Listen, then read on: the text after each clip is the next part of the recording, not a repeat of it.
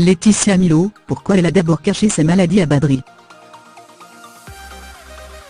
L'actrice atteinte d'endométriose avait presque honte. Laetitia Milo fait la couverture du numéro du jeudi 1er mars 2018 du magazine Paris Match.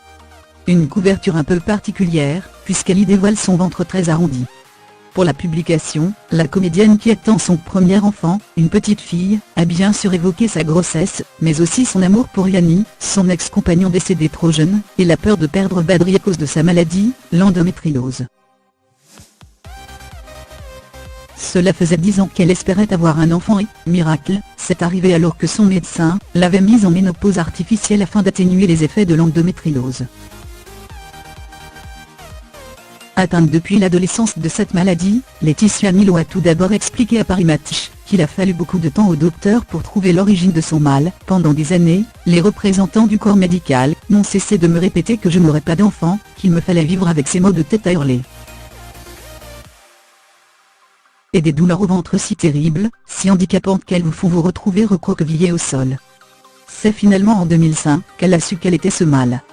Mais voilà, à l'époque, l'endométriose était peu connue du grand public. On n'en parlait pas.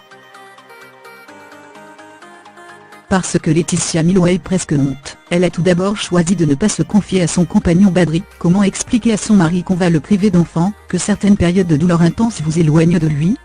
C'est très dur. J'avais peur qu'il me quitte.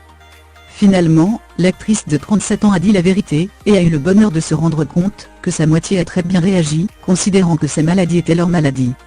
Combien de couples se sont séparés à cause de l'endométriose? Il faut être deux pour supporter ce fardeau, se parler, partager. Les hommes peuvent se sentir impuissants face à notre douleur, poursuit-elle. Alors après avoir tout fait pour lutter contre l'endométriose, et avoir subi 2 opérations, une en 2012 et une autre en 2017, le miracle s'est produit. Le couple profite donc à fond de chaque étape de cette grossesse et, dernièrement, les amoureux ont même pris des cours pour communiquer avec leur fille. Ours d'autonomie, on apprend à positionner ses mains, et, par un effet dépression, à envoyer des signaux auxquels le bébé répond, détaille-t-elle. Notre vie commence déjà par un dialogue à 3. Comme une bonne nouvelle n'arrive jamais seule, mercredi 1er mars, la star a dévoilé sur Instagram son nouveau projet et, heureux hasard, il a un rapport avec sa grossesse. La comédienne jouera le rôle d'une femme qui se réveille d'un coma, et découvre qu'elle est enceinte. Une comédie romantique pour TF1, qui s'appellera Un bébé pour Noël.